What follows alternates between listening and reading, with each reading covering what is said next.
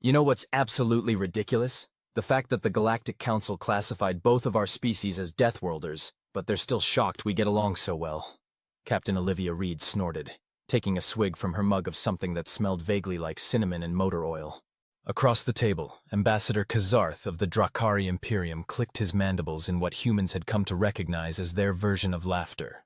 His exoskeleton gleamed under the ambient lighting of the station's diplomatic lounge, the iridescent blues and greens shifting as he moved.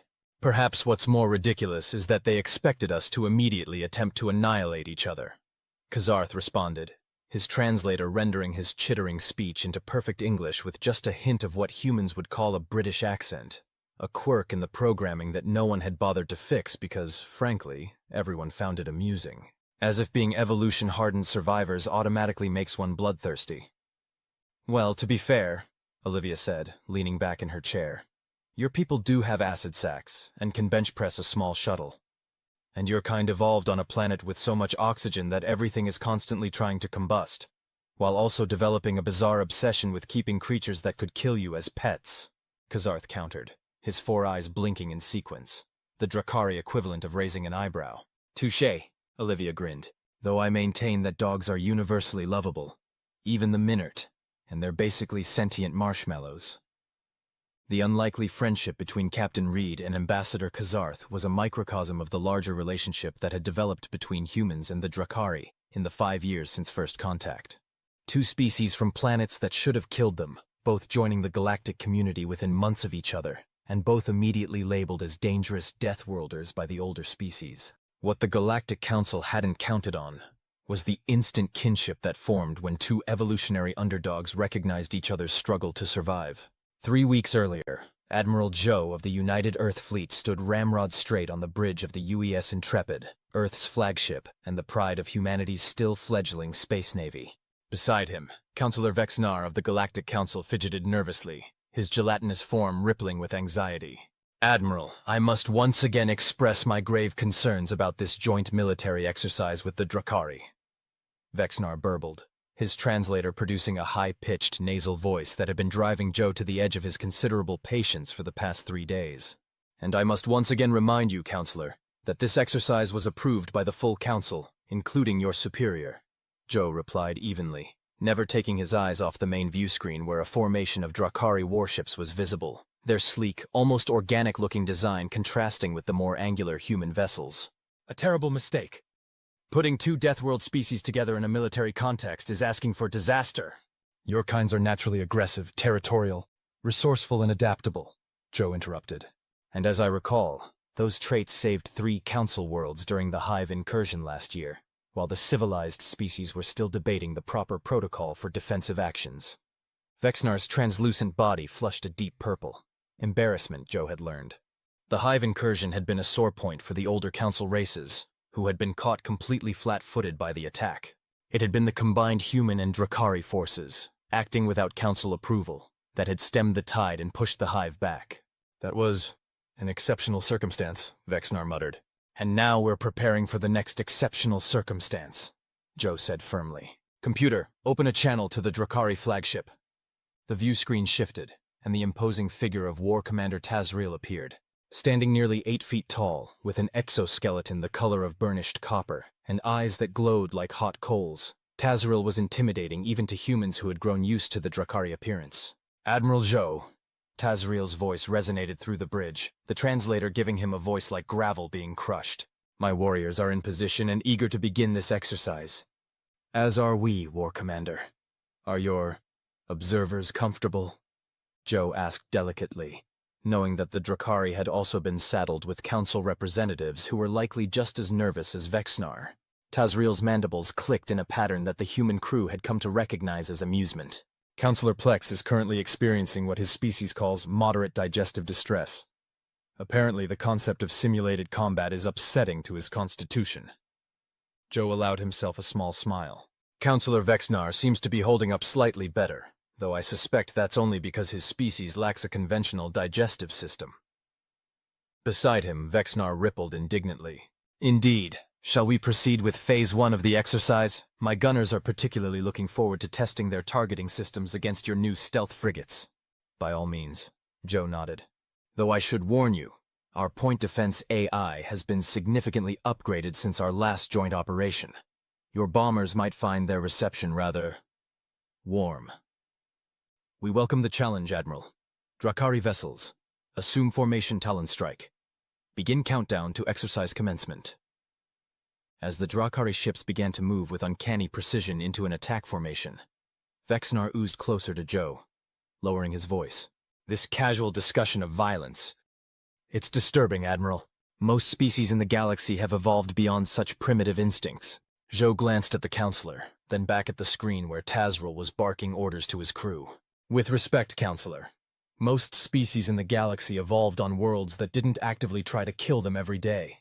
When your planet tries to poison you, burn you, freeze you, drown you, or have something eat you on a regular basis, you either develop what you call primitive instincts, or you go extinct. And yet here you both are, bringing those instincts to the stars. Vexnar replied sourly.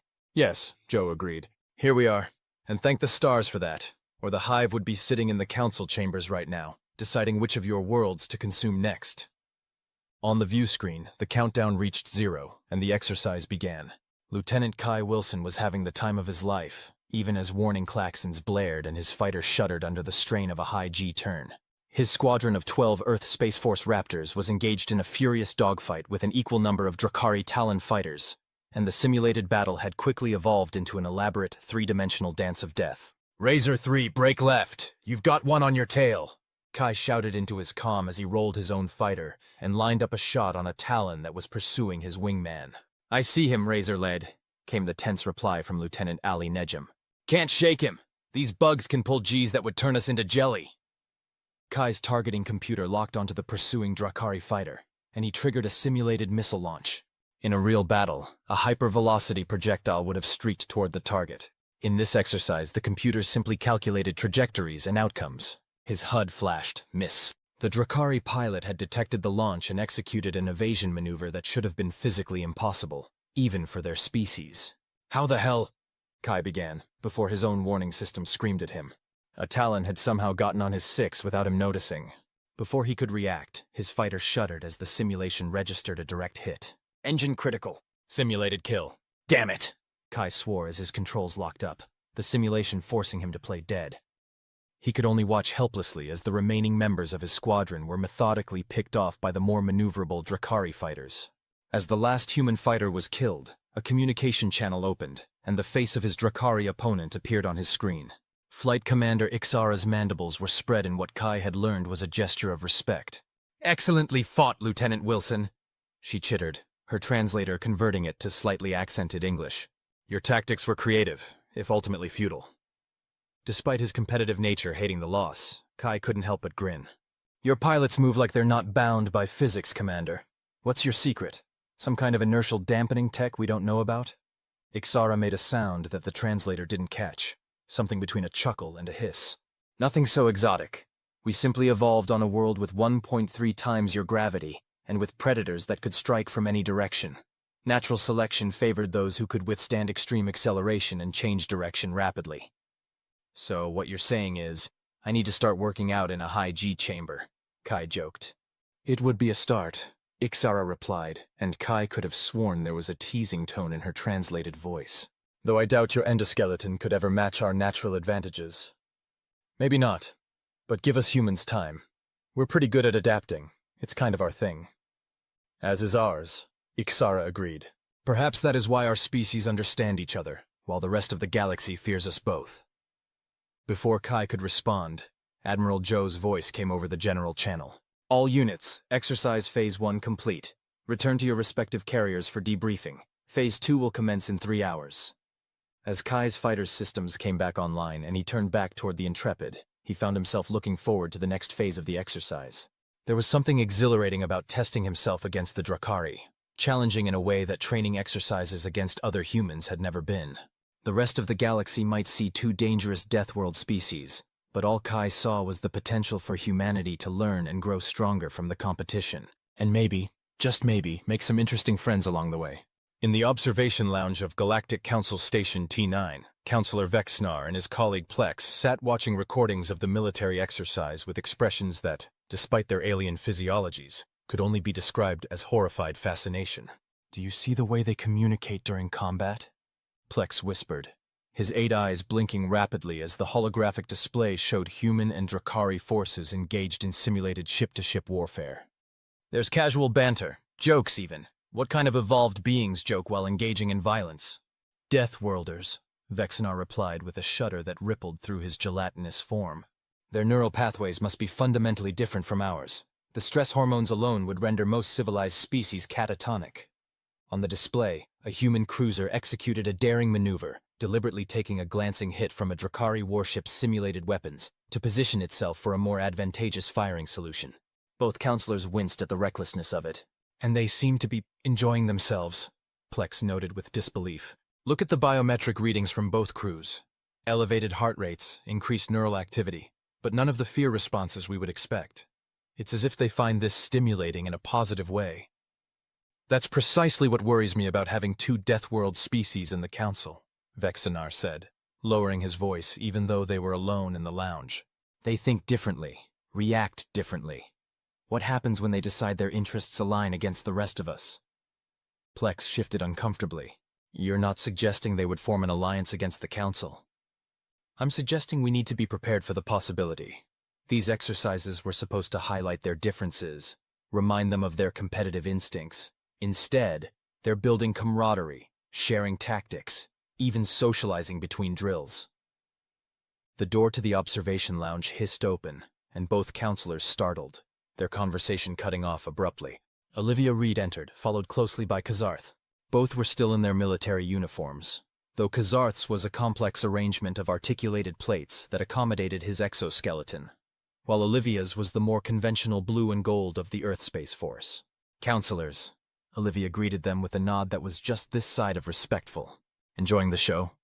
"Captain Reed, Ambassador Kazarth," Vexenar acknowledged, trying to keep the nervousness from his voice. "We were just analyzing the tactical data from today's exercises." "Fascinating stuff, isn't it?" Kazarth clicked, mandibles moving in what the counselors had learned was amusement. "I was just telling Captain Reed how impressed I am with humanity's point defense systems.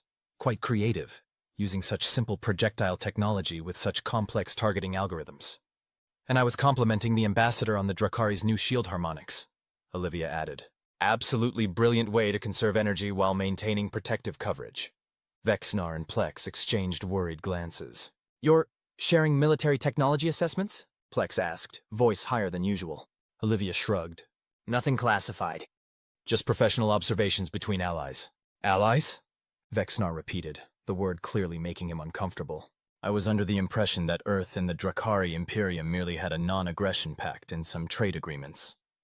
Kazarth's upper eyes narrowed slightly. "Perhaps allies is premature, but friends seems appropriate. After all, we share much in common." "Such as?" Plex inquired, a hint of challenge in his tone. "Coming from planets that wanted us dead, for starters," Olivia replied casually. "You know, where evolution was a constant arms race between predator and prey, where the environment itself is trying to poison you, freeze you, or fry you depending on the season. Where everyday survival requires innovation, adaptation, and occasionally a really good immune system," Kazarth added. "Things that the Council species, evolving on their garden worlds, never had to develop." Vexenar's body darkened several shades, a sign of indignation. "Our evolutionary paths may have been less violent than yours, but that hardly makes them inferior. In fact, many would argue that species who evolved beyond the need for aggression are more advanced." Olivia held up her hands in a placating gesture. "No one's saying your evolution was inferior, Counselor. Just different. And those differences make it hard for you to understand why humans and the Dra'kari get each other so well." "Because you're both naturally aggressive?" Plex suggested, not bothering to hide his disapproval. Kazarth clicked his mandibles in what might have been a sigh. "Because we both understand that sometimes in life you have to fight. Sometimes against nature, sometimes against others who would do you harm. And knowing when and how to fight, and when not to, that's something our species have had to master to survive. While the Council races had the luxury of developing without those pressures," Olivia continued. "Which is great. It led to your amazing artistic and philosophical achievements, but it also left you vulnerable to threats like the Hive." The mention of the Hive caused both counselors to ripple with discomfort. The recent invasion had caught the Council completely unprepared. Their defense forces insufficient, and their decision-making processes too slow to respond effectively. "You need us," Kazarth said simply. "As much as our ways disturb you, the galaxy needs species who know how to fight when fighting is necessary." An uncomfortable silence fell over the room. On the holographic display, the exercise continued, human and Dra'kari ships moving in complex patterns, testing each other's capabilities while simultaneously learning from each other. Finally, Vexnar spoke, his voice subdued. "Perhaps you're right, Ambassador. But that doesn't make your casual attitude toward violence any less concerning to us." Olivia's expression softened slightly. "We're not violent for violence's sake, Counselor. We're prepared for it when necessary. There's a difference." "I hope so, Captain," Plex said quietly. "For all our sakes."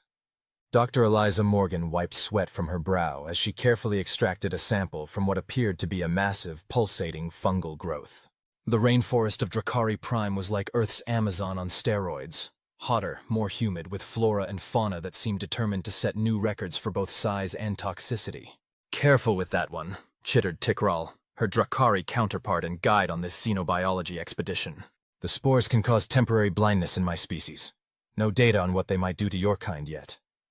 "Fantastic," Eliza muttered, carefully sealing the sample container. "Just what I always wanted. To be the first human to discover whether alien fungus spores will melt my eyeballs." "Science requires sacrifice," Tikral replied, his translator rendering his chittering in a tone that Eliza couldn't quite tell was serious or sarcastic. After 3 weeks working together, she still found Dra'kari humor elusive at times. She straightened up, wincing as her back protested. The higher gravity of Dra'kari Prime was taking its toll, despite the conditioning all the human scientists had undergone before the expedition. "How much farther to the river basin?" she asked, checking her environmental suit's readings. The atmosphere was technically breathable for humans, but the higher concentration of certain gases meant they couldn't risk prolonged exposure without filters. Tikral pointed with one of his upper limbs. "About 2 of your kilometers that way. But we should move quickly. The light is fading, and you do not want to be in the jungle after dark." "Why not? More blindness-inducing fungus?" "No," Tikral said, suddenly serious. "The stalkers hunt at night." Eliza felt a chill despite the oppressive heat. She'd been briefed on the stalkers, apex predators that had nearly driven the pre-industrial Dra'kari to extinction. 12 feet of muscle, claws, and teeth, with a chameleon-like ability to blend into the jungle and intelligence that bordered on sentience. "I thought stalkers were confined to the northern continent these days," she said, trying to keep her voice steady as she packed up her equipment. "Mostly," Tikral agreed. "But this is still their world as much as ours. We may have cities and technology now, but step too far from them, and Dra'kari Prime reminds us who really rules here." As if on cue, a sound echoed through the jungle, part roar, part screech, entirely terrifying. It was distant, but not distant enough for Eliza's comfort. "Right," she said, slinging her pack over her shoulder with new urgency. "River basin, lead the way." They moved through the jungle with as much speed as the dense vegetation and Eliza's human limitations would allow. Tikral, despite his larger size, moved with surprising grace, his exoskeleton providing natural protection against the various thorns, spines, and stinging plants that Eliza had to carefully avoid.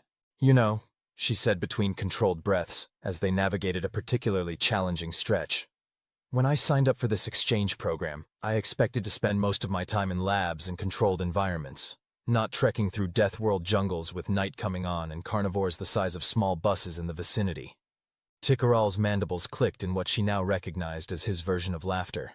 "And when I agreed to be your guide, I expected a scientist who would prefer the safety of the dome cities, not one who would insist on collecting samples from the most toxic and dangerous parts of our ecosystem." "Touché," Eliza grinned behind her mask. "I guess deathworlders are deathworlders, regardless of the specific planet, huh?" "Indeed. Your Earth, with its pathogens, predators, natural disasters, and extremes of temperature, produced a species that, like mine, sees danger as an acceptable risk in pursuit of knowledge." Another distant roar interrupted their conversation, noticeably closer this time. "Though perhaps," Tikral added, picking up the pace, "we should discuss our shared evolutionary psychology when we're not potentially being hunted." They reached the river as the last of the daylight was fading, the 3 moons of Dra'kari Prime beginning to rise and cast an eerie, multi-hued glow over the landscape. The river was wider than Eliza had expected, its waters a deep purple that seemed almost black in the dim light. Tikral led her to what appeared to be a small structure built on stilts at the river's edge. As they approached, lights activated automatically, revealing a research outpost. "We'll be safe here for the night," Tikral explained as he entered a code into a panel by the door. "The structure is reinforced, and we have deterrent systems that keep stalkers and other predators at bay." Inside, the outpost was spartanly furnished but functional, with equipment for analyzing samples and basic living quarters. Most importantly to Eliza at that moment, it had environmental controls that reduced the humidity to something her human body could tolerate more comfortably. She removed her mask with a grateful sigh, then set about organizing the samples they'd collected throughout the day. Tikral moved to a communication console, presumably reporting their location and status to whatever passed for a safety authority in the Dra'kari research establishment. "The nearest city is about 60 kilometers from here," he said after completing his transmission. "A transport can retrieve us tomorrow if you've collected sufficient data." Eliza looked up from her samples. "Already? But we've barely scratched the surface of this ecosystem. I was hoping to spend at least another few days in this region." Tikral stared at her with all four of his eyes, his expression unreadable to human sensibilities. "You wish to remain in one of the most dangerous environments on our planet. For fun? For science?" Eliza corrected, then grinned. "Though I can't deny there's a certain thrill to it." After a moment, Tikral's mandibles shifted in what she now recognized as his equivalent of a smile. "Dr. Morgan, I believe you would have made an excellent Dra'kari." "And you," she replied, "would fit right in on Earth, especially in Australia." As night fell completely outside, they settled in to analyze their findings. Two Deathworld species united by their curiosity and their willingness to face danger in pursuit of understanding. A combination that the rest of the galactic community found equal parts admirable and terrifying. The Galactic Council's Grand Chamber was designed to intimidate. Soaring ceilings, ornate decorations from 100 worlds, and acoustics that made every word spoken from the central podium resonate with artificial gravitas. It was meant to remind delegates of the Council's power and authority, which had gone largely unchallenged for over 10,000 years. Admiral Zhou found it tacky. "Distinguished delegates," he addressed the assembled representatives, his voice steady despite the gravity of the situation. "The combined human and Dra'kari intelligence services have confirmed that the Hive has regrouped. They are preparing for a second invasion, one that will dwarf their previous incursion. We have less than 6 standard months to prepare." The chamber erupted in a cacophony of voices, translators struggling to keep up as dozens of species expressed shock, disbelief, or outright panic. At Zhou's side, War Commander Tazaril stood impassively, only the slight twitching of his mandibles betraying his impatience with the Council's reaction. High Counselor Quila, a member of the ancient Ilir species who had been among the founders of the Galactic Council, raised a slender, 6-fingered hand for silence. Gradually, the chamber quieted. "Admiral Zhou, War Commander Tazaril," Quila's melodious voice carried effortlessly through the chamber. "These are grave tidings indeed. But we must approach this with reason and caution. The Hive's previous attack caused significant damage, yes, but our forces eventually repelled them." "With respect, High Counselor," Tazaril rumbled, "your forces did very little repelling. It was human and Dra'kari ships that bore the brunt of the fighting, while Council forces were held in reserve to protect vital systems." A murmur of discontent rippled through the chamber at the blunt assessment. "That is a simplification of a complex strategic situation," Counselor Vexner interjected from his position in the lower tier. "It's the truth," Zhou said flatly. "And it's a truth we don't have time to dance around diplomatically. The Hive is coming back, stronger than before. If we stand against them as individual species, or even worse, if we repeat the disjointed response of the last invasion, we will fall." "What exactly are you proposing, Admiral?" Quila asked, her large, luminescent eyes narrowing slightly. Zhou nodded to a human aide, who activated a holographic display in the center of the chamber. A complex battle plan materialized, showing fleet positions, defensive arrays, and supply chains spanning dozens of star systems. A unified defense strategy. One that plays to each species' strengths rather than adhering to the Council's traditional hierarchy. Human and Dra'kari forces would form the vanguard, with Council species providing logistical support, medical services, and specialized technical capabilities. "You're asking us to cede military control to your Deathworld forces?"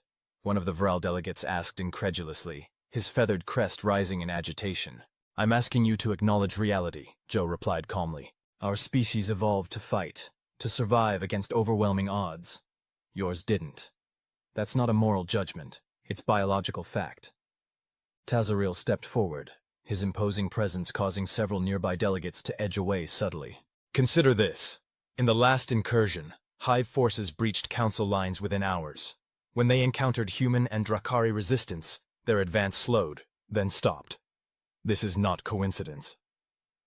It could be argued, Councillor Plex said hesitantly, that the Hive simply wasn't prepared for your unorthodox tactics. Then let us be unorthodox again, Zhou urged. But this time with coordination, with the full support of the Council behind us, instead of bureaucratic interference. The chamber fell silent as the delegates considered the proposal. Zhou could practically see the calculations happening behind their various alien features, weighing pride against practicality, tradition against survival. Finally, High Councillor Quila spoke. This proposal represents a significant departure from Council protocols that have served us for millennia. They cannot simply be cast aside, yes, Zhou interrupted, his patience finally wearing thin. We've heard this before, but those protocols were designed for a peaceful galaxy, where the greatest threat was trade disputes or minor border skirmishes.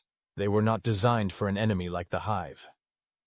What the Admiral means, Tazriel added, his tone slightly more diplomatic, is that extraordinary circumstances require extraordinary measures. The Hive doesn't care about your protocols. They care about consuming your worlds and your people. Murmurs spread through the chamber again, but this time with a different tenor. Less outrage, more uncertainty. May I speak? A new voice entered the conversation, and heads turned to see Ambassador Kazarth, standing from his position among the Dra'kari delegation. Without waiting for permission, he moved to join Zhou and Tazril at the central podium. This council has long prided itself on representing the pinnacle of galactic civilization, Kazarth began, his translated voice carrying the formal tones of practiced diplomacy. You have built something remarkable, a community of species working together despite vast differences. But civilization is not just about art and philosophy and comfortable living. It's about survival. And sometimes, survival requires acknowledging that different evolutionary paths have created different strengths. He gestured to the holographic battle plan still rotating above them. This plan doesn't ask you to become warriors. It asks you to let those of us who are natural warriors do what we do best, while you do what you do best. Is that not the very essence of cooperation that this council was founded upon? The chamber was silent now, many delegates looking thoughtful. And consider this, Kazarth continued. Humans and Dra'kari, the species you fear for their aggressive instincts, are volunteering to place themselves at the front lines. To die first, if necessary. To protect worlds that have often treated them with suspicion since they joined this community. If that is not civilization, I do not know what is. High Councillor Quila studied Kazarth for a long moment, then looked to Zhou and Tazril. Something in her ancient eyes shifted. Ambassador Kazarth makes a compelling point, she said finally, as does the tactical data from the previous incursion. She turned to address the full chamber. We will recess for 12 hours to review the proposed strategy in detail. But I will say this. Pride is a luxury we cannot afford in the face of extinction. As the session adjourned and delegates began filing out, already engaged in intense discussions, Kazarth turned to Zhou and Tazril. That went better than expected, he clicked quietly. Your speech helped, Zhou acknowledged. Though I suspect what really convinced them was the realization that we're volunteering to die so they don't have to.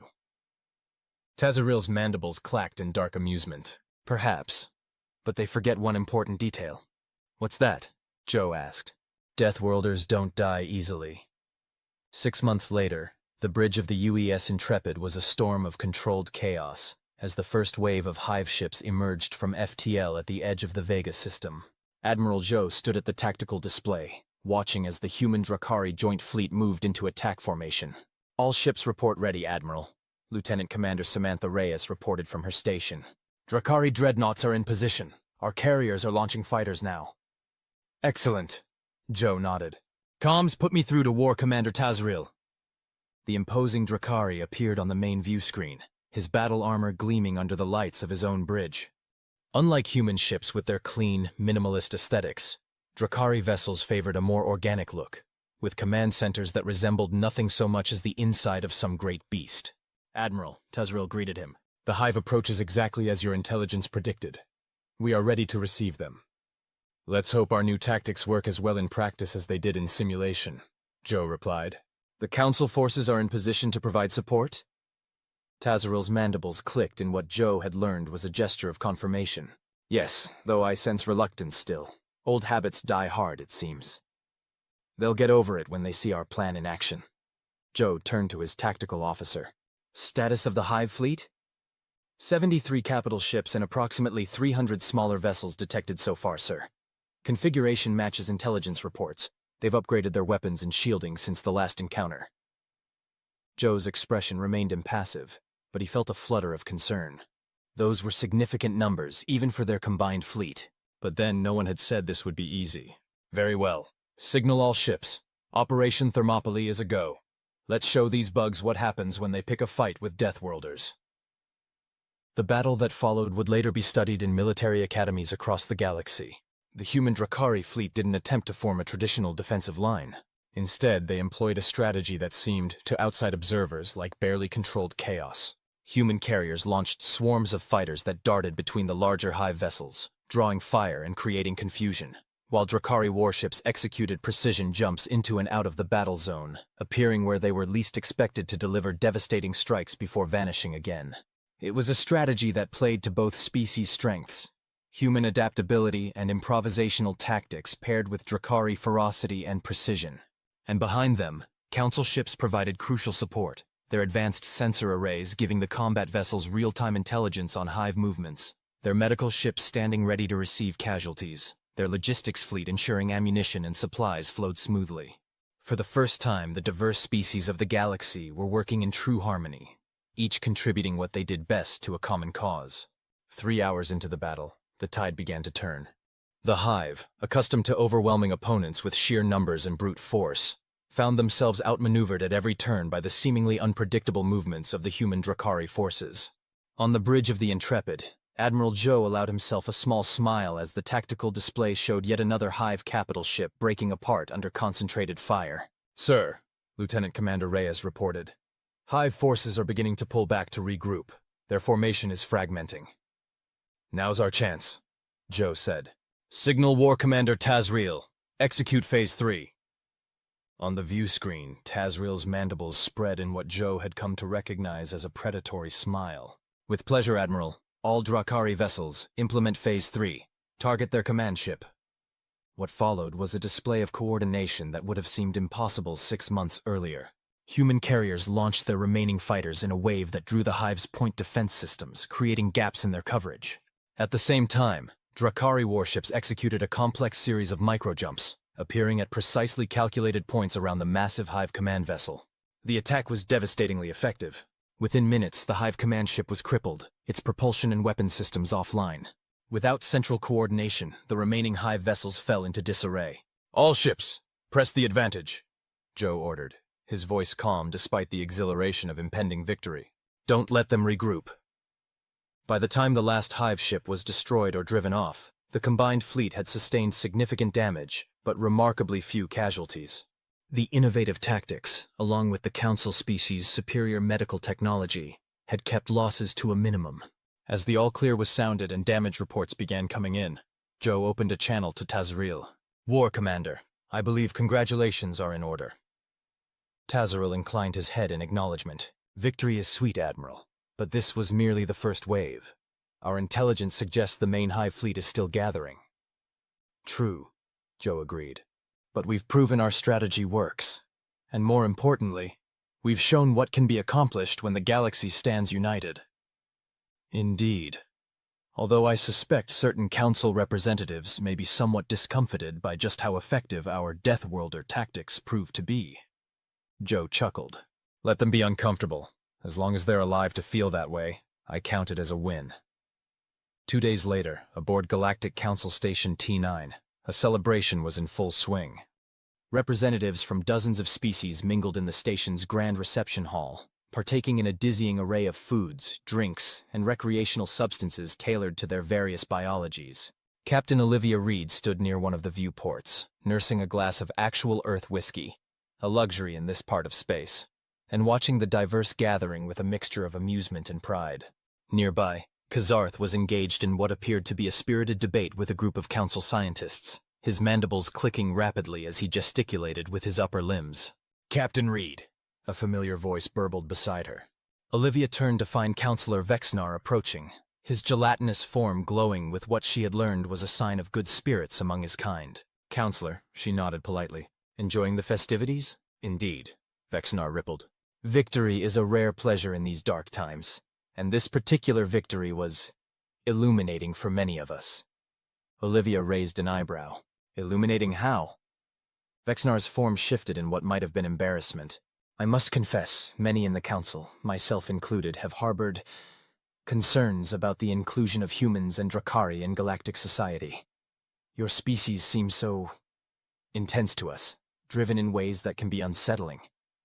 "You mean we scare the hell out of you?" Olivia translated bluntly, taking a sip of her whiskey. Vexnar rippled again. "To put it directly, yes. Your capacity for violence, your comfort with risk-taking behavior, these are traits that most evolved species in the galaxy have deliberately bred out of themselves over millennia of civilization. And yet," Olivia noted, "those traits just saved a whole lot of civilized backsides from becoming hive food." "Precisely my point," Vexnar acknowledged. "What we perceived as dangerous aggression was, in fact, protective ferocity. What we saw as recklessness was adaptive courage. I believe we owe your species, both humans and Dra'kari, an apology for our prejudice." Olivia nearly choked on her drink. Council species rarely admitted error, and apologies were practically unheard of. "Well," she managed after recovering, "that's unexpected. Thank you, Counselor." "No, Captain." Vexnar's voice became solemn. "Thank you, and all your kind. The Council has existed for thousands of years, but we have become complacent. Perhaps we needed the challenge that your species represent to remember that evolution and progress are not always comfortable processes." Before Olivia could respond, Kazarth approached, his debate apparently concluded. "Captain Reed, Counselor," he greeted them. "I hope I'm not interrupting?" "Not at all," Vexnar assured him. "I was just expressing to Captain Reed my newfound appreciation for our Deathworld allies." Kazarth's 4 eyes blinked in sequence, a sign of surprise. "Such a change in perspective is most welcome, Counselor, though I suspect it may not be shared by all of your colleagues."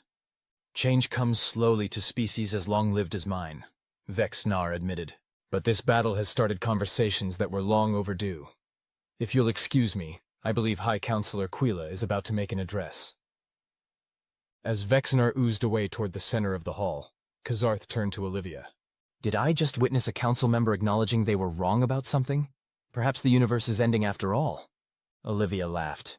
"Apparently all it took was a near-extinction event, and us putting our lives on the line to save them. Who knew?" "Speaking of saving lives," Kazarth's tone grew more serious, "I received word that Lieutenant Kai Wilson's squadron performed exceptionally well during the battle. Commander Ixara specifically mentioned his adaptive tactics." "Good to hear," Olivia nodded. "Kai's a born fighter, but he's smart enough to learn from your people's techniques. That kind of cross-species adaptation is what's going to keep us all alive in the long run."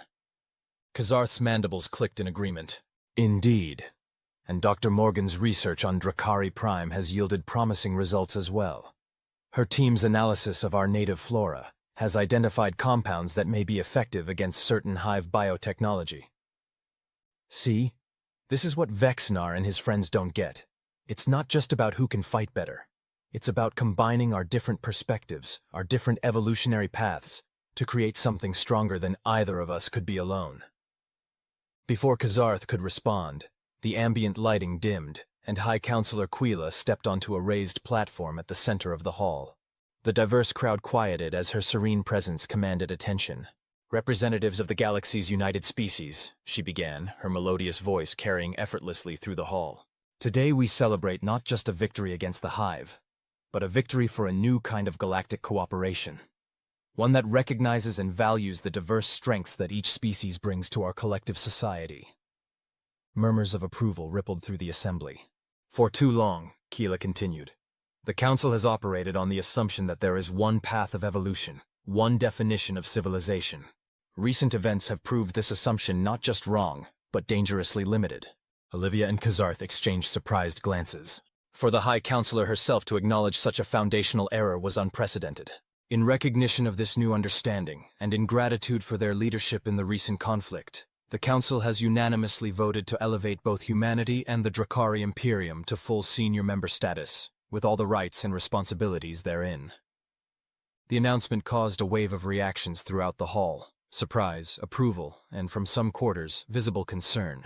Senior member status was typically reserved for species with at least 1,000 years of Council participation. Furthermore, Keela continued when the murmurs subsided, we are establishing a new joint defense initiative, to be led jointly by human and Dra'kari commanders, with participation from all Council species according to their capabilities. The initiative will coordinate our preparations for the expected arrival of the main Hive fleet, as well as develop protocols for future threats. As Keela concluded her remarks and the gathering erupted in discussions, Olivia turned to Kazarth. Well, she said, raising her glass, here's to deathworlders showing the galaxy how it's done. Kazarth mimicked the gesture with his own drinking vessel. To deathworlders, may we continue to terrify and impress in equal measure. Lieutenant Kai Wilson's fighter squadron was on patrol at the edge of the Vega system, maintaining vigilance despite the recent victory. Intelligence suggested the main Hive fleet was still several weeks away from arrival, but no one was taking chances. Razor lead to squadron, maintain formation and prepare for sector sweep, Kai instructed, his fighter gliding smoothly through the void, flanked by his human wingmen and an equal number of Dra'kari Talon fighters. The joint patrols had been implemented immediately after the battle, combining human and Dra'kari pilots to leverage their complementary skills. What had begun as a wary professional arrangement had quickly evolved into something approaching camaraderie. Razor lead, this is Talon 3, came the voice of Ixara over the comm. Sensors detecting unusual energy signatures at coordinates 227 Mark 45. Request permission to investigate. Copy that, Talon 3. Take Razor 2 and Talon 6 with you. The rest of us will continue the patrol pattern. As the three fighters peeled off toward the anomaly, Kai adjusted his course slightly, bringing his fighter alongside the Talon fighter piloted by Rizkar, a younger Dra'kari pilot who had joined their squadron after the battle. So, Rizkar, Kai said conversationally over a private channel, still think human maneuvers are needlessly flashy and inefficient? A chittering sound that the translator rendered as a chuckle came through the comm. I maintain that your species has an unnecessary flair for the dramatic, Lieutenant Wilson. However, I must admit that your unorthodox approach to spatial dynamics has certain advantages in combat situations. High praise coming from you, Kai grinned. And I suppose I might concede that Dra'kari precision targeting has its merits, even if it lacks a certain human creativity. Their good-natured banter was interrupted by an urgent communication from Ixara. All fighters return to my position immediately. We've discovered... The transmission cut off abruptly, replaced by static. Talon 3, come in, Kai called, already banking his fighter sharply toward the coordinates where Ixara had been investigating. Razor 2, report. Nothing but static answered him. All fighters full burn to those coordinates, Kai ordered, pushing his engines to maximum. The squadron responded instantly, human and Dra'kari vessels moving as one. They arrived at the location to find a disturbing scene. Razor 2, Lieutenant Ali Najem's fighter, was drifting, its systems apparently offline. Talon 6 was nowhere to be seen, and Ixara's fighter was being pulled toward what appeared to be a small artificial structure floating in space, some kind of automated station of unfamiliar design. Evasive maneuvers, Kai shouted as his sensors began blaring warnings. That thing is generating some kind of tractor beam. The squadron scattered, executing the complex evasive patterns they had developed during their joint training. All except Rizkar, whose fighter suddenly lurched toward the mysterious station. My controls aren't responding, the Dra'kari pilot reported, his usually calm voice tight with tension. The beam has locked onto my ship. Kai made a split-second decision. All fighters, target that station and fire. Full weapons, now. A barrage of missiles and energy weapons converged on the mysterious structure. For a moment it seemed to absorb the assault without effect. Then, with a flash of light that temporarily blinded their sensors, it exploded. The explosion released Ixara and Rizkar's fighters, but the shockwave sent them tumbling dangerously. Kai maneuvered his own vessel to intercept Rizkar's, using his fighter's tractor systems to stabilize the Dra'kari ship. Talon 3, Talon 6, report status, he called. Talon 3, systems rebooting, Ixara responded after a tense moment. Minor damage only. This is Razor 2, came Najem's voice, to Kai's immense relief. I was knocked out briefly, but systems are coming back online. What the hell was that thing? Unknown, Kai replied. But we need to recover any debris for analysis. And someone better inform command that the Hive might have left us a few surprises. As the squadron regrouped and began the careful process of collecting fragments from the destroyed station, Rizkar opened a private channel to Kai. Lieutenant Wilson, the Dra'kari pilot said, his translator conveying a tone of sincere respect. I owe you my gratitude. Your quick action saved my life. Just doing what partners do, Kai replied.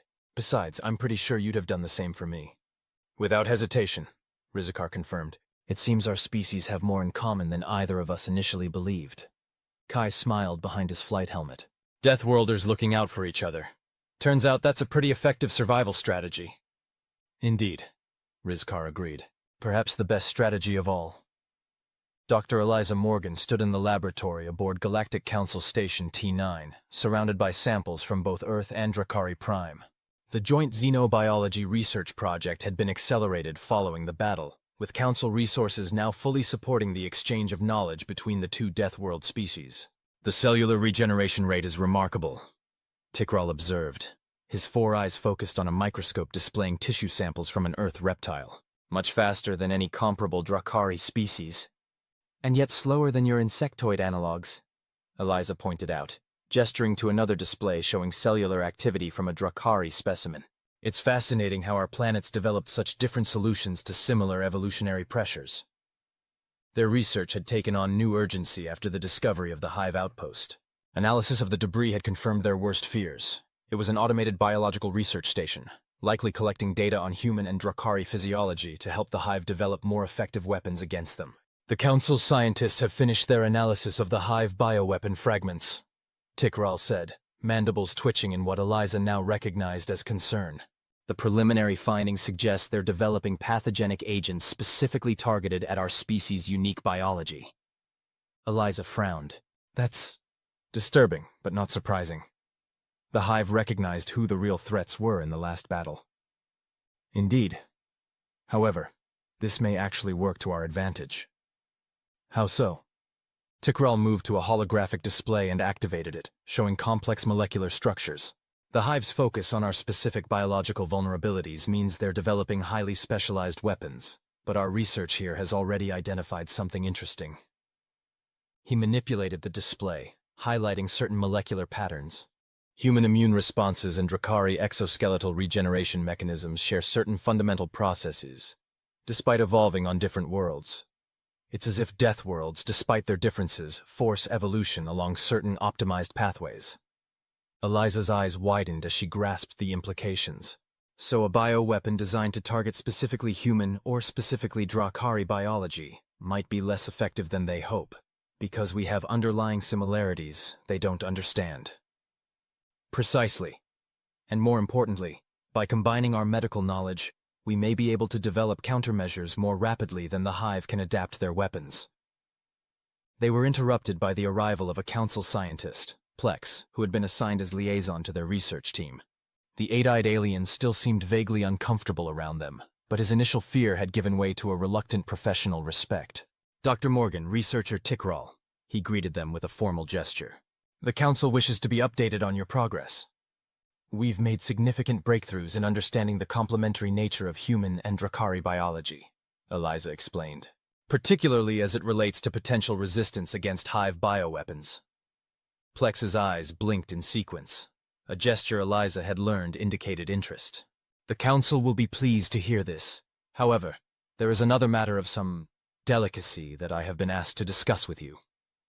Tikral's mandibles shifted slightly, the equivalent of a raised eyebrow. What matter is that, Counselor? Plex seemed to hesitate, his posture shifting uncomfortably. There has been discussion among certain council members about the possibility of adapting some of your Deathworld biological advantages for other species. Eliza and Tikral exchanged glances. You're talking about genetic engineering, Eliza said flatly. Taking traits that humans and Dra'kari evolved over millions of years of survival pressure and artificially introducing them into council species. It is merely a theoretical discussion at this point, Plex hurried to clarify. But yes, some believe that this crisis presents an opportunity to Strengthen all galactic species against future threats. Tikral's posture stiffened, a warning sign that Eliza had learned to recognize. Counselor, with respect, such enhancements would be far more complex than simply transferring genetic code. Our traits evolved in specific environmental contexts, balanced by countless other adaptations.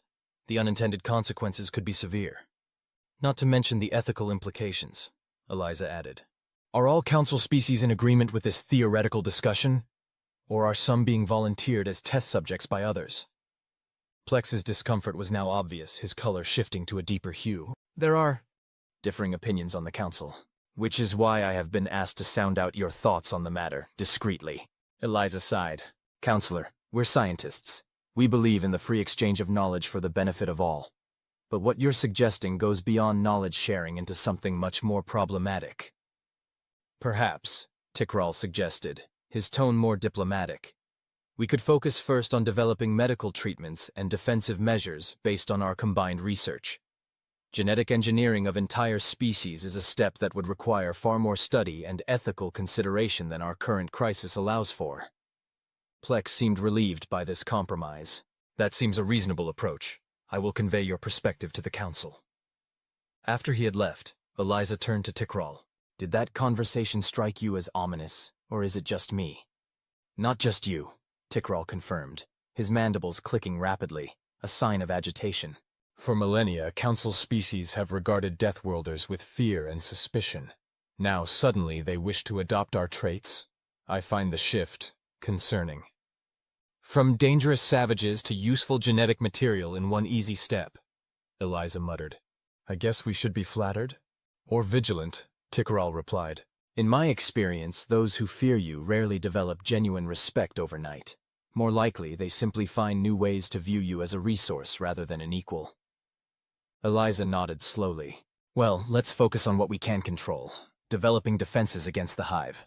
And maybe keeping copies of our most important research in secure locations, just in case. A prudent deathworlder precaution, Tikral agreed, his mandibles shifting into what Eliza now recognized as a smile. It seems our evolutionary paranoia has its uses. Always has, Eliza smiled back. That's kind of the point. The emergency meeting of the Joint Defense Initiative was called at 0300 station time, rousing commanders and representatives from their sleep cycles. Admiral Zhou and War Commander Tazreel stood at the head of the conference table, their expressions grim. Thank you all for coming on such short notice, Zhou began without preamble. Approximately 4 hours ago, our long-range scout vessels detected the main Hive fleet entering the Proxima system. They will reach Vega in less than 72 hours. A holographic display activated above the table, showing a massive assemblage of Hive vessels, far larger than anyone had anticipated.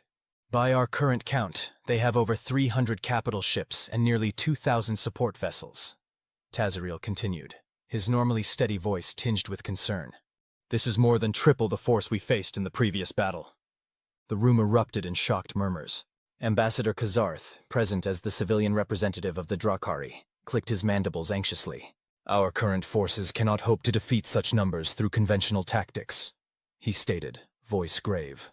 No, Zhou agreed. They cannot, which is why we're not going to use conventional tactics. He nodded to Captain Reed, who activated a different holographic display, this one showing schematics for what appeared to be massive space stations positioned at strategic points throughout the Vega system. These are gravitational disruption arrays, Zhou explained, based on technology that both our species have been developing independently, but that we've now combined.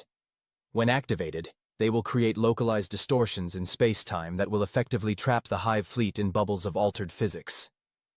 In simple terms, Tazreel added, their ships will experience extreme time dilation. What seems like minutes to them will be hours to us, giving our forces the time to target and eliminate their vessels systematically. Councillor Vexnar, who had been uncharacteristically quiet until now, rippled with obvious concern. This technology, it violates several Council prohibitions on weapons of mass destruction. Manipulating the fundamental forces of the universe is precisely the kind of research that led to the cataclysm of Deneb III. With respect, Counselor, Zhou replied, the cataclysm occurred because those scientists didn't fully understand what they were doing. Our research teams, working together, have solved the stability issues that plagued earlier attempts. And we have no choice, Kazarth added firmly. The alternative is allowing the Hive to overwhelm us with sheer numbers. Would you prefer we adhere to regulations and face extinction, or bend them and survive? The room fell silent as the implications sank in. It was High Counselor Quila who finally spoke, her ancient voice carrying the weight of countless difficult decisions. How quickly can these arrays be deployed? We've already begun construction using automated facilities throughout the system, Tazaril answered. The basic frameworks will be in place within 48 hours, but to complete them in time, we'll need every available ship and worker, Zhou finished, including all Council vessels currently in the system. Keela's luminescent eyes studied the schematics floating above the table. After what seemed an eternity, she nodded.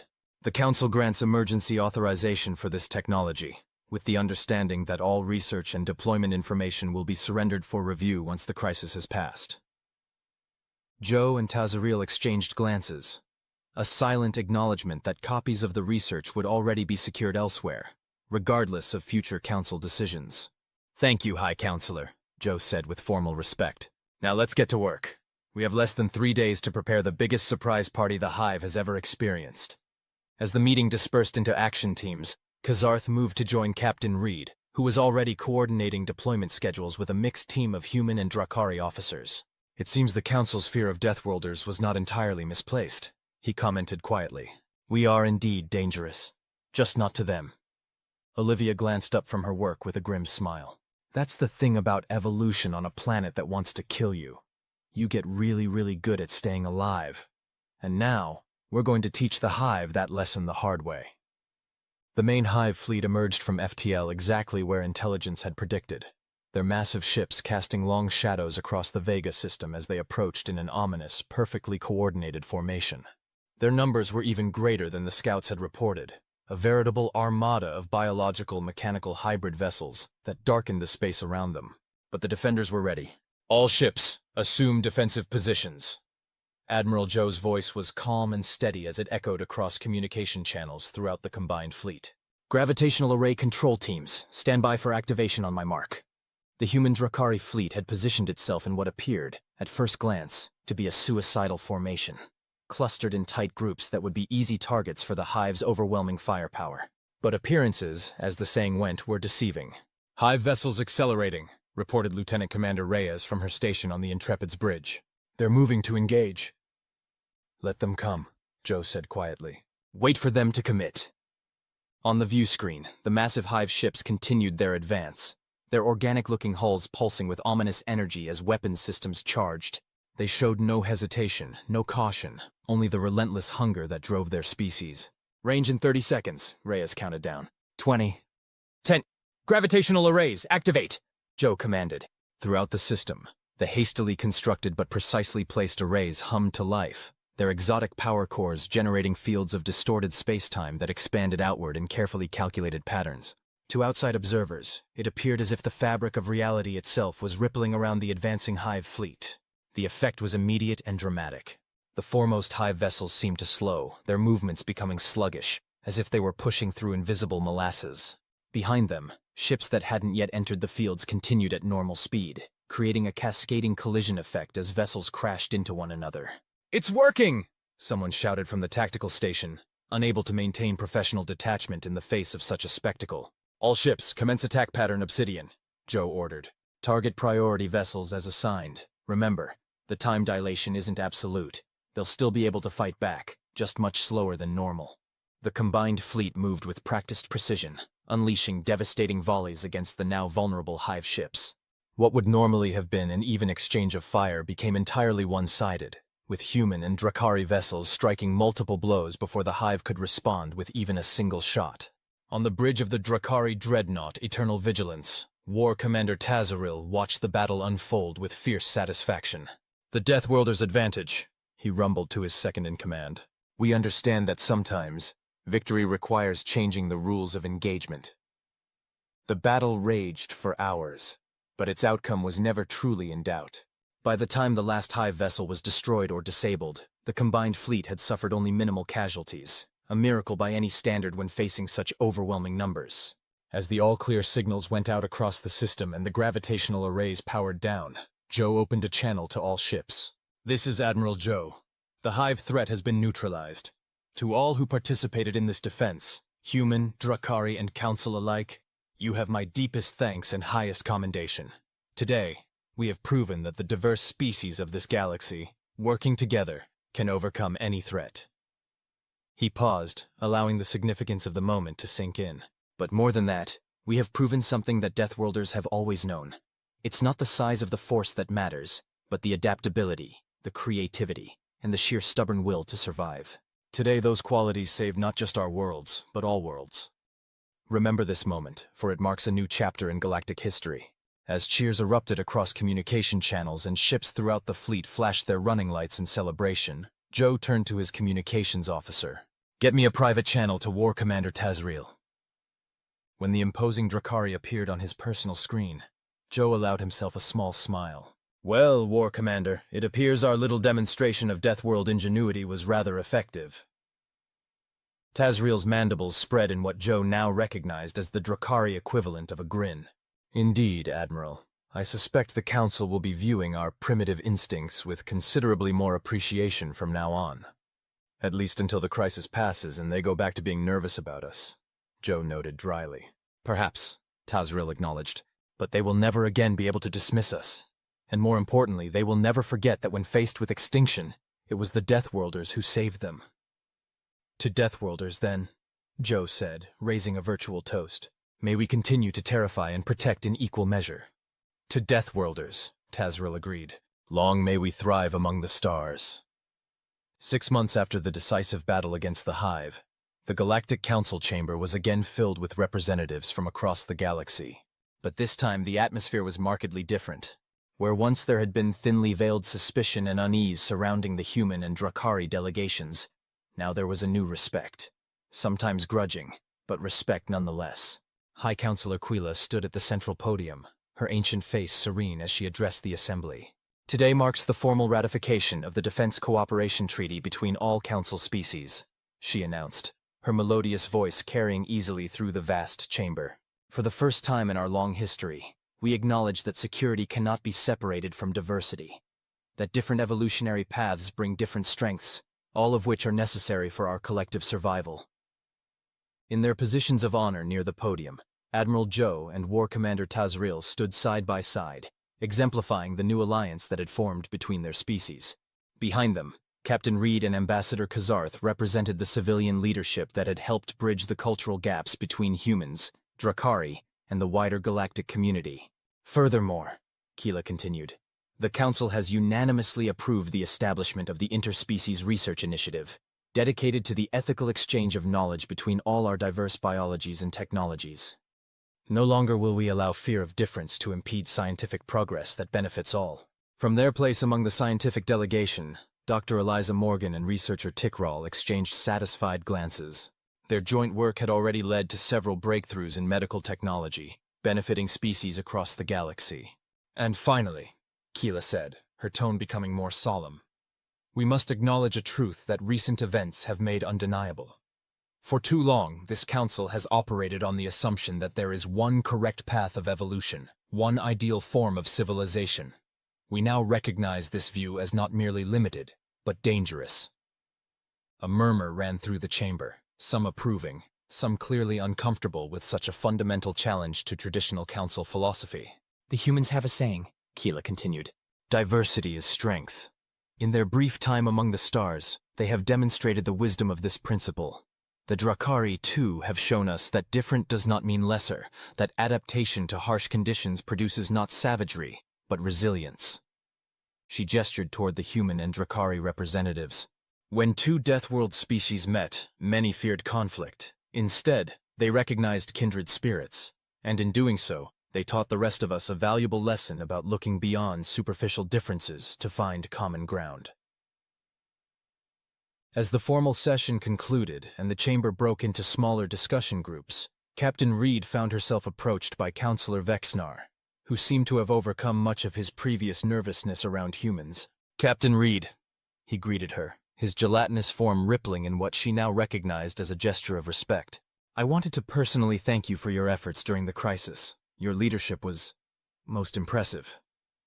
Thank you, Counselor, Olivia replied with a genuine smile. Though I think the credit belongs to all of us. When it mattered, we set aside our differences and worked together. Indeed, Vexnar agreed. Although I must confess, some of those differences still perplex me. Such as? Well, Vexnar's form shifted in what might have been embarrassment. Just yesterday, I observed a group of human and Dra'kari pilots engaged in some kind of competitive physical activity in the station's recreation area. There was shouting, physical contact, and what appeared to be deliberate attempts to cause minor injury to one another, and yet afterward they all seemed pleased about the experience. Olivia laughed. They were probably playing rugby. It's a human sport that the Dra'kari have taken to with surprising enthusiasm. Something about the controlled aggression appeals to them. You deliberately engage in activities that risk physical harm. For entertainment? Vexnar sounded both horrified and fascinated. It's not just about the risk or the aggression, Olivia explained. It's about testing limits, building teamwork, experiencing the full range of what our bodies can do. Deathworld species tend to find that exhilarating rather than frightening. Vexnar considered this for a moment, his translucent body shifting through various hues as he processed the information.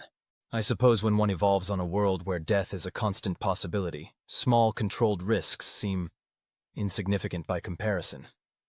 Exactly, Olivia nodded, impressed by his insight.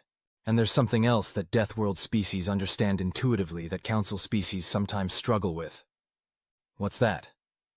That comfort isn't always the same as safety. Sometimes, the comfortable choice, the one that feels safe in the moment, leads to greater danger in the long run. Both humans and Dra'kari evolved in environments where complacency could be fatal. Vexnar rippled thoughtfully. That explains much about your approach to the Hive threat. While we sought consensus and minimal disruption, the comfortable path, you and the Dra'kari immediately prepared for the worst-case scenario. And in doing so, we were ready when it arrived, Olivia confirmed. It's not that we enjoy violence or danger, Counselor. It's that we respect it too much to pretend it doesn't exist. A profound difference in perspective, Vexnar acknowledged. Perhaps one that all species in the galaxy would benefit from understanding better. Across the chamber, Ambassador Kazarth was engaged in a similar conversation with a group of Council scientists, explaining aspects of Dra'kari culture that had previously been misinterpreted as aggression rather than adaptive caution. Our greeting ritual, which involves the extension of combat limbs, he was explaining, is not a threat display as many have assumed. It's a demonstration of trust, showing that although we are capable of violence, we choose connection instead. The scientists listened with newfound interest, asking questions that would have been considered impolitely direct just months earlier. The barriers of fear were breaking down, replaced by genuine curiosity. By the end of the day, as representatives began departing for their respective quarters, Admiral Zhou found himself standing alone at one of the chamber's vast viewports, looking out at the stars. War Commander Tazariel approached, his heavy footsteps announcing his presence long before he arrived. Reflective, Admiral? The Dra'kari commander inquired, moving to stand beside his human counterpart. Just thinking about how far we've come, Zhou replied. Not just in space, but in understanding. 6 months ago, most of the beings in that chamber viewed us with suspicion at best, fear at worst. And now? Zhou smiled slightly. Now they're trying to understand us. That's progress. Indeed, Tazariel agreed. Though I suspect some still fear us. The difference is they now see value in what they fear. Is that enough? Zhou wondered aloud. Being valued for our capacity for violence, even if it's in their defense? Tazariel's mandibles clicked thoughtfully. It is a beginning. My people were spacefaring for nearly 3 centuries before joining the Council. In that time, we learned that understanding between different evolutionary paths comes slowly, but it does come. I hope you're right, Zhou said.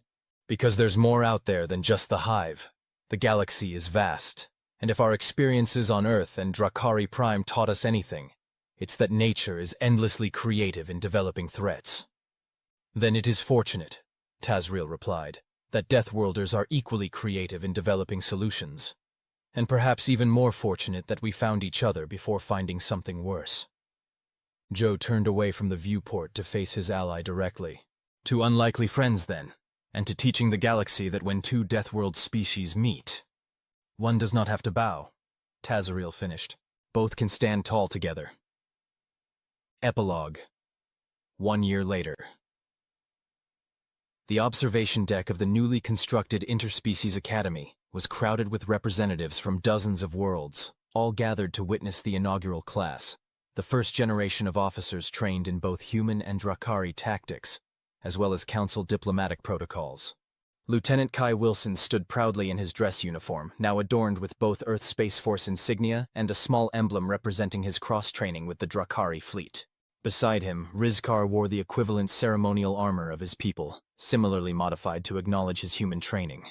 "Hard to believe it's been a year," Kai remarked quietly, as they watched various dignitaries giving speeches at the podium. "Feels like that first joint exercise was yesterday." "Time moves differently when survival is at stake," Rizkar replied philosophically. "Though I must admit, learning your human sports has made the year pass more enjoyably than expected." Kai grinned. "Still sore about losing that last rugby match? You had an unfair advantage." Rizkar clicked his mandibles in mock indignation. "Your team included Dr. Morgan, who inexplicably understands Dra'kari's center of balance weaknesses all too well." "That's what you get for letting her study your physiology for 6 months, Kai laughed. "Knowledge is power, my friend." Their banter was interrupted as Admiral Zhou took the podium, his voice carrying across the observation deck with practiced authority. "Today marks not just the christening of this academy, but the beginning of a new chapter in galactic history," he began. 1 year ago, in the wake of the Hive conflict, many wondered if the newfound cooperation between species would last beyond the immediate crisis. Today, looking at these cadets, human, Dra'kari, and yes, representatives from 12 council species as well, I believe we have our answer. From her position among the civilian leadership, Captain Reed, now Ambassador Reed, exchanged a satisfied glance with Kazarth, who had been instrumental in designing the Academy's cultural exchange curriculum. "The Interspecies Academy represents our commitment to learning from each other," Zhou continued, "not erasing our differences or pretending they don't exist, but understanding them, respecting them, and finding strength in them." The crowd applauded politely, though Kai noticed that the human and Dra'kari sections did so with considerably more enthusiasm than some of the council representatives. "Old habits die hard," he murmured to Rizkar. "As do old fears," the Dra'kari agreed. "But they do eventually die, or at least evolve into something more productive." As the ceremony concluded and the formal reception began, Dr. Morgan found herself approached by a young council scientist, a Minert, one of the so-called marshmallow species that Olivia had once joked about, with their soft bodies and generally gentle dispositions. "Dr. Morgan," the Minert greeted her with a formal gesture. "I am researcher Lumi. I've been studying your papers on comparative evolutionary pressure responses. Your work is challenging many of our assumptions." "In a good way, I hope?" Eliza smiled. "In a necessary way," Lumi replied seriously. "For too long, my species has avoided difficult questions about our place in the galaxy. We evolved in nearly ideal conditions, with few predators and stable environments. It made us contemplative, artistic, and vulnerable." Eliza finished gently. "Yes," Lumi's soft voice carried a new determination. "Which is why I volunteered for the Academy's scientific division. I want to understand how Deathworld species think, how you prepare for threats before they emerge. Not to become like you, but to complement your approaches with our own strengths." Eliza felt a surge of optimism hearing those words. "That's exactly the point of this academy. Not homogenization, but synergy. Each species bringing their evolutionary advantages to the table." Across the reception hall, High Counselor Quila was engaged in conversation with War Commander Tazriel, her ancient eyes studying him with new understanding. "I must confess, War Commander," she said softly, "that when humans and Dra'kari first joined the Council in such close succession, I feared you would eventually form an alliance against the rest of us. Your similar evolutionary backgrounds seem to make you natural allies and potential conquerors." Tazriel's mandibles shifted in what she now recognized as amusement rather than aggression.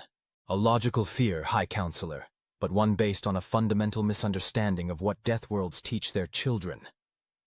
Which is that power without restraint destroys itself," Tazriel explained. "On a world that constantly tries to kill you, those who cannot control their strength, who waste resources on unnecessary conflicts, who fail to form cooperative bonds, They do not survive long enough to reach the stars. Keela considered this, her luminescent eyes thoughtful. A harsh but effective teacher, it seems. The harshest, Tazaril agreed, but one whose lessons, once learned, are never forgotten. As the reception continued into the evening, the various species mingled more freely than would have been imaginable a year earlier. Cultural barriers still existed, of course. Evolutionary differences couldn't be erased by mere goodwill.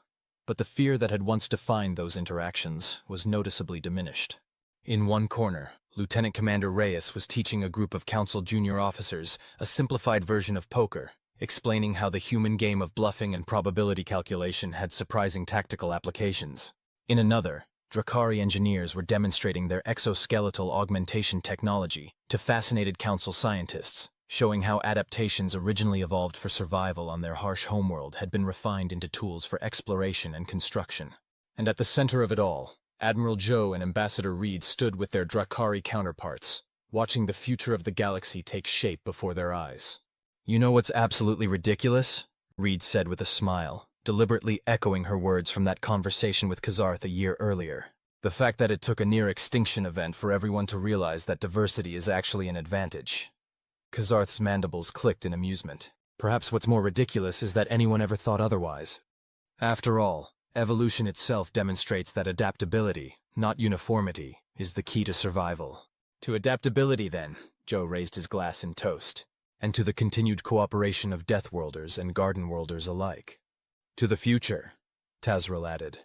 "Whatever threats it may hold, we will face them not as separate species, but as one galaxy." As glasses clinked and mandibles clicked in agreement, human and Dra'kari eyes met with shared understanding, the understanding that comes from walking similar paths on different worlds. Two Deathworld species who had found in each other not enemies to be feared, but allies to be valued. For in the end, when two Deathworlders meet, it is not inevitable that one must bow. Sometimes they simply recognize each other, stand tall together, and teach the rest of the galaxy what real strength looks like. The end.